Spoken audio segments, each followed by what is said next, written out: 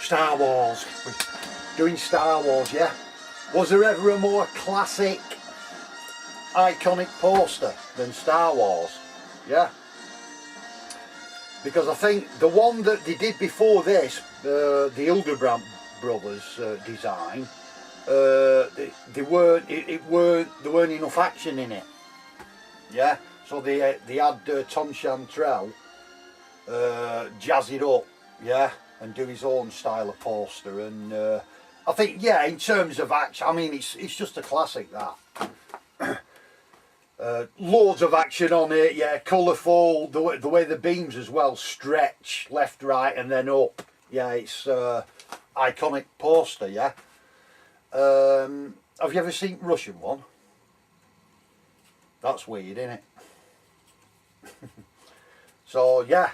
Aye. So I thought I'd have this as a backdrop there. Hiya, yeah. Star Wars 40th anniversary, 40 years. Yeah. May 25th, 1977. Bloody hell, where's that gone? 40 years. Vaughan, go and see her. Eh? Where's that gone? Honest. But yeah. So I thought I'd do a mini kind of, well, I'll do a Star Wars season, see we're in the Star Wars mood, whatever, yeah. Bit of a mini Star Wars season, review some Star Wars stuff and other stuff, yeah.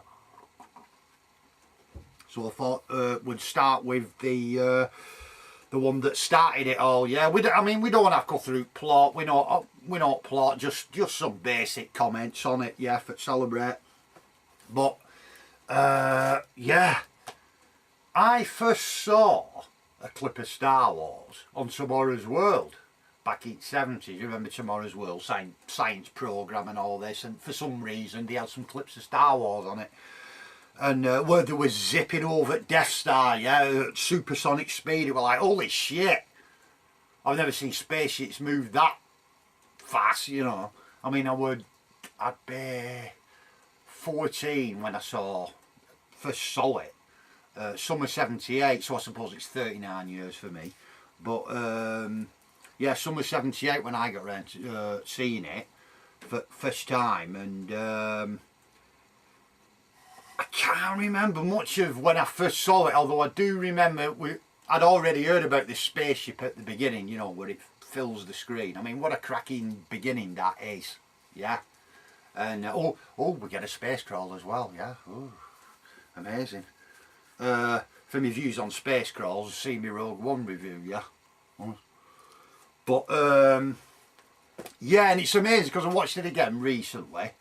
I ended up watching it on video actually, because I didn't have special edition on DVD, so I ended up not special edition.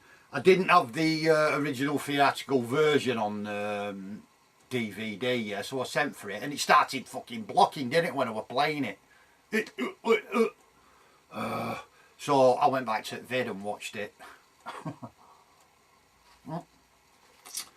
Well, the thing with Star Wars, I probably watched Empire and Jedi a lot more than I have a Star Wars over the years, I think. I kind of leave Star Wars because it worked first and it's a bit special in it, kind of thing. So I don't watch it as much. But and what strikes you now, of course, is I mean, by today's standards, the first story is pretty slow in it. But I don't mind a slow build-up, providing it delivers, and Star Wars certainly does. Yeah? And being like 14 when it first came out, I mean, kind of perfect age for to see it, yeah? It was just awesome, and it still is, it still holds up now for me. Yeah, obviously, I don't know how people who are growing up with Force Awakens look at them, obviously they'll probably think it's a bit dated or what have you, but I still think it's pretty good, yeah, Star Wars.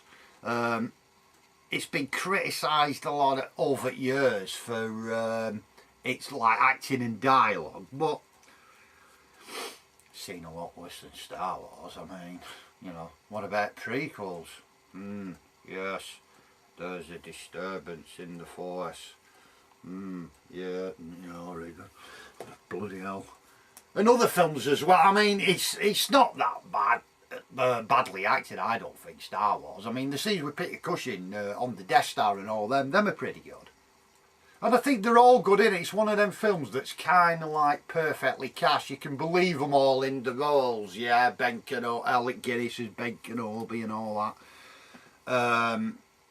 And the Sensu free characters just work, don't they?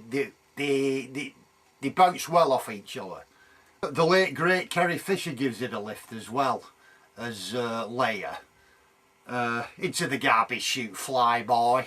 Yeah, rather than play the usual damsel in distress type, oh, help, save me. You know, it's like, will somebody get this walking carpet here to me where, like, you know, no reward's worth this.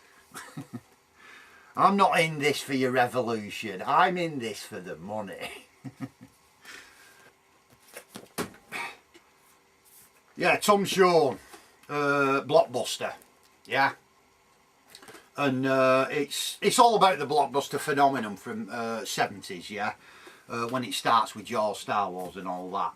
And I've talked about this before when I did my boot blog, but the boot's kind of a riposte to the Biskin, Easy Riders, Raging Bulls, yeah, that Star Wars and you know, Lucas has destroyed cinema. They made it all, yeah. And all art house directors were out of a job, you know, bastard. And it's a kind of riposte to that. And but he has some good stuff that's there about Star Wars and, you know, the whole phenomenon. I mean, it's well worth a read if you can get hold of it. But it's like it says here, innit? That was how Star Wars felt too, arriving in our backyards like the droids doing Luke's, as a clarion call to adventure, an invitation to another impossibly glamorous universe where movies like Star Wars happened all the time. Yeah, absolutely. And he was like, yeah, when you seen it at 14, it's another world, it's another planet, it's, you know, it's a long time ago in a galaxy for aliens and spaceships, you know. I want to be in Mos Eisley Cantina, you know, doing some deals and shit. And then blasting out of Mos Eisley in my spaceship, yeah, because you'll never find a more wretched hive of scum and villainy, yeah. And, yeah, it's kind of grown up with it over the years, but it's always had that kind of magic to it, Star Wars.